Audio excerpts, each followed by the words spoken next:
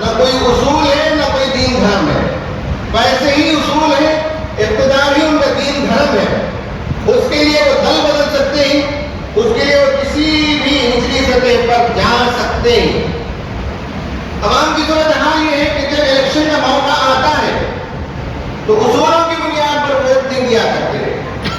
ملک کے لیے، ملک کی سلامتی کے لیے، ملک کے اتحاد کے لیے، ملک کی ترقی کے لیے غور و فکر کر کے ووٹ نہیں دیا کرتے، بلکہ ذات پات کو دے کر لوگ ووٹ دے دیتے ہیں. اس صورتحال میں ہماری ایک بڑی ذمہ داری تھی. ہم داعی امت ہیں، ہم دین مبین کے امین ہیں، ہم دعوت حق کے امین ہیں. ہمیں لوگوں کے سامنے حق بات کو پیش کرنا چاہیے تھا، مگر افسوس ہے کہ مسلمانوں میں سے چھوٹا طبقہ ہے جو ڈرا ہوا اور سہما ہوا ہے. یہ عجیب بات ہے کہ اہل ایمان ڈر جائیں. رمضان مبارک میں ہم نے قرآن کی تلاوت کی، جگہ جگہ اللہ تعالیٰ نے قرآن کو تذکرہ کیا اور بتایا کہ کس طرح وہ ایک بہت بڑا ڈکٹیٹر تھا اپنے زمانے کا، ظالم اور جابر حکمران تھا اور لوگوں کو ان کے حقوق نہیں دیا کرتا تھا. لیکن قرآن میں بتاتا ہے کہ وہ حق سے ڈرا ہوا تھا. حق کا ڈر اس پر طاری تھا اور اسے ڈر تھا ایک ایسی قوم کا جسے اس کے سیکنڈ کلاس سٹیزن بنا دیا تھا، لیکن پھر بھی اس قوم سے اسے ڈر تھا. اور اس قوم کے اندر ایک بچہ پیدا ہوگا جس سے اس کی سلطنت ختم ہو جائے گی. یہ خوف سے لائق تھا.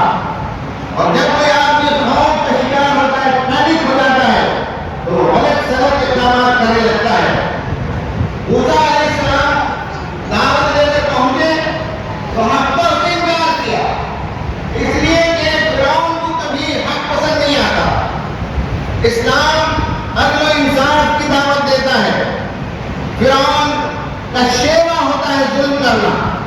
اسلام مساوات کی تعلیم دیتا ہے، فرعون کا طریقہ ہوتا ہے کہ وہ اپنے رعایا کو تقسیم کرتا ہے اشراف میں اور اراضی میں اور مختلف گروپوں میں. اسلام محبت کا پیغام دیتا ہے اور فرعون کا پورا اقتدار نفرت کی بنیاد پر کھڑا ہوتا ہے. تو موسیٰ علیہ السلام بغیر گھبرائے کے دعوت پیش کرتے ہیں. فرعون کے ساتھ ہمیشہ اس کے کچھ حوالی موالی ہوتے ہیں، فرعون کے کچھ حامان ہوتے ہیں جو فرعون کا امیج بناتے ہیں، فرعون کے کچھ قانون ہوتے ہیں جو اپنی دولت جو ہے واپس کرتے ہیں. فرعون کے اقتدار سے قانون کی دولت نظامہ ہوتا ہے اور قانون کی دولت سے فرعون کا اقتدار مستحکم ہوتا ہے. اور یہ سب کے سب ڈرے ہوئے تھے. قرآن کہتا ہے وَنُرِيَ فِرْعَوْنَ وَحَامَانَ وَجُنُودَهُمَا مِنْهُمْ مَا كَانُوا يَحْذَرُونَ. ہم موسیٰ علیہ السلام سے اور بنی اسرائیل کے ذریعے سے فرعون کو، حامان کو اور اس کے الائڈ فورسز کو وہ ڈر سچا ثابت کر دکھائیں گے. اور ویسا ہی ہوا کہ جب حضرت موسیٰ علیہ السلام نے اسلام کی دعوت پیش کی تو حق کا انکار کیا اور اس نے حضرت موسیٰ علیہ السلام سے ٹکر لینے کا ارادہ کیا. اس نے سارے شہر میں لوگوں کے درمیان ڈھنڈورا پٹوایا اور ایک مقابلے کا دن اس نے مقرر کیا جسے قرآن میں کہا ہے یوم الدین ہے. اور اس دن اس نے لوگوں کو جمع کیا. ذرا قرآن میں سورہ شعراء، سورہ قصص اور سورہ طٰہٰ پڑھ لیں، اس کی باتوں کو غور سے دیکھیں. فرعون کیا کہتا ہے؟ فرعون کہتا ہے کہ موسیٰ کی دعوت اگر پھیلے گی تو ہمارے اقتدار کے لیے خطرہ ہے، ہمارے عوام اس سے متاثر ہو جائیں گے اور ہماری جو عظیم تہذیب ہے یہ تہذیب ختم ہو جائے گی. اس لیے موسیٰ کو موقع نہیں دینا چاہیے، حق کو پھیلنے کا موقع نہیں دینا چاہیے. کیونکہ لوگوں کو اس سے جمع کر کہا کہ سنو آج ہمیں جیتنا ہے، آج ہمیں غلبہ حاصل کرنا ہے. اس نے یہ دعویٰ کرایا کہ اگر وہ ہے تو ان کی تہذیب زندہ رہے گی، اگر وہ اقتدار پر نہیں ہے تو ان کی تہذیب ختم ہو جائے گی. ہر زمانے کا فرعون یہی کرتا ہے. وہ سمجھتا ہے کہ میرے حکم سے ندیاں بہتی ہیں، میرے حکم سے یہاں کھیتیاں اگتی ہیں، میرا حکم یہاں چلتا ہے، میری اجازت کے بغیر کوئی ایمان بھی نہیں لا سکتے. یہ جب اس نے کیا تو حضرت موسیٰ علیہ السلام کو جمع کیا، جادوگروں کو جمع کیا، جادوگروں نے اپنی رسیاں اور لاٹھیاں پھینکی تو فوراً آنن بنن سانپ بن گئے۔ کچھ وقفے کے حضرت موسیٰ علیہ السلام پر بھی پریشانی طاری ہوئی، لیکن اللہ تعالیٰ نے کہا قُلْنَا لَا تَخَفْ إِنَّكَ أَنْتَ الْأَعْلَىٰ، موسیٰ ڈرو نہیں، تم ہی غالب رہو گے۔ تو موسیٰ علیہ السلام نے عصا پھینکا، اژدہا بن گیا اور اس اژدہے نے سارے سانپوں کو، رسیوں کو، لاٹھی کو نگل لیا۔ تو اس طرح سے موسیٰ علیہ السلام نے اپنا حق ہونا ثابت کیا۔ خواتین حضرات، اس وقت امت مسلمہ کیسے کر سکتی ہے؟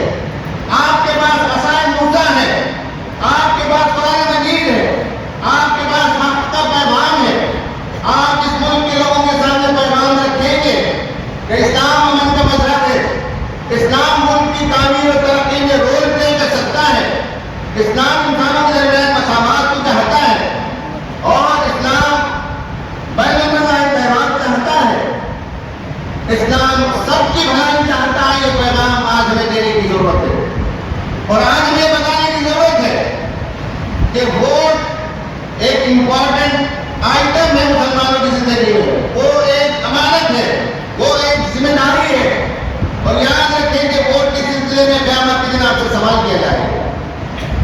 اس ووٹ کا استعمال ہم اس لیے کر رہے ہیں کہ ہمارے ملک میں امن و امان کا ماحول باقی رہے، یہاں جو آزادی ختم کی جا رہی ہے، جو ظلم روا رکھا جا رہا ہے، وہ ہونے نہ دیں گے ہم۔ یہاں کھانے پینے، پہننے اوڑھنے کی آزادی، لکھنے پڑھنے کی آزادی، یہ بھی ضروری ہے، لیکن اس سے زیادہ مذہب کی آزادی ہونی چاہیے۔ لیکن آپ دیکھ رہے ہیں کہ اپوزیشن کے اسپیس بھی جھک رہا ہے، کسانوں کی آزادی کو ختم کی جا رہی ہے، این جی اوز کی آزادی کو ختم کیا جا رہا ہے، مدرسوں پر بھی خطرہ لگانے کی بات چیت ہو رہی ہے، نماز اور عید کے بعد جو کھلے میدانوں میں پڑھتے ہیں بعد میں بھی اس پر پابندی لگائی جا رہی ہے، احتجاج کرنے پر پابندی لگائی جا رہی ہے۔ ہمیں ووٹ دیتے ہوئے یہ پیغام دینا ہے کہ ہم اس ملک میں مذہبی آزادی کو باقی رکھنا چاہتے ہیں اور یہاں کے عوام کو ان کا حق ملے۔ آپ سے گزارش ہے کہ اسے معمولی نہ سمجھیں، لازماً آپ جائیں اور ووٹ کریں، اور اگر آپ کا ووٹ کسی اور شہر میں ہے تو آپ ضرور اس شہر کا سفر کریں، ووٹ ڈالیں، آنے جانے پر جو پیسے اخراجات ہوں گے وہ سب آپ کے لیے ثواب کی جائیں گے۔ تیسری بات یہ ہے کہ یہ تو شارٹ ٹرم بات ہے، لانگ ٹرم میں ہمارے پاس وقت نظر ہے، ہم کیا کہنا چاہتے ہیں اس ملک کو؟ کیا ہمارے قرآن کے اندر اس ملک کے لیے کوئی پیغام نہیں ہے؟ کیا ہمارے پاس کوئی دعوت نہیں ہے؟ کیا اس ملک میں پائے جانے والے مسائل کا پائیدار حل آپ کے پاس موجود نہیں ہے؟ کیا ہم اس دنیا میں اس معاشرے سے، سوسائٹی سے الگ تھلگ زندگی بسر کر سکتے ہیں؟ ہم یہاں کا اٹوٹ حصہ ہیں۔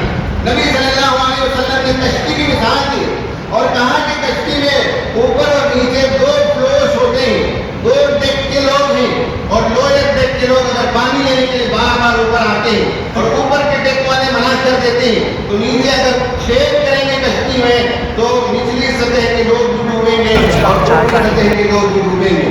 اسی طرح مسلمانوں کو بتایا گیا کہ سماج سے آپ کا گہرا تعلق ہونا چاہیے، سماج کی تعمیر کی فکر ہونی چاہیے، سماج کے اندر خیرخواہی ہونی چاہیے، سماج ڈوبا تو سب ڈوبیں گے۔ اور یہ بات یاد رہے کہ الیکشن کے زمانے میں ہمیں سیاست یاد آتی ہے، لیکن اصل یہ ہے کہ سماج کی اصلاح ہو، اچھے سماج سے اچھے لیڈر ابھرتے ہیں، سڑے گلے سماج سے سڑے گلے قسم کے لیڈر ہی ابھرتے ہیں۔ تو سماج کی اصلاح کی ذمہ داری کس کی ہے؟ نبی صلی اللہ علیہ وسلم کا اصول بتاتا ہے کہ آپ نے کیسے ایک سماج کی تعمیر کی، ہمیں کیسے سماج کی تعمیر کرے ہندوستان میں جہاں ہر ہندوستانی باضمیر ہو جائے۔ مولانا ابوالحسن علی ندوی رحمۃ اللہ علیہ نے لکھا ہے کہ اس ملک کے دو عظیم پرابلمز میں سے ایک پرابلم یہ ہے کہ یہاں کے لوگوں کا ضمیر مردہ ہو رہا ہے، یہاں کے لوگوں کے اندر ضمیر کی زندگی نہیں ہے، اور یہ بھی کہا کہ یہاں جان کی قدر و قیمت نہیں ہے، یہاں خون کی آسانی ہے۔ تو ہم ایک ایسے سماج کی تعمیر کریں جہاں ہر فرد زندہ ضمیر والا ہو، جہاں معاشرہ تھرائیونگ ہو، جہاں لوگ انصاف کا علمبردار ہو، جہاں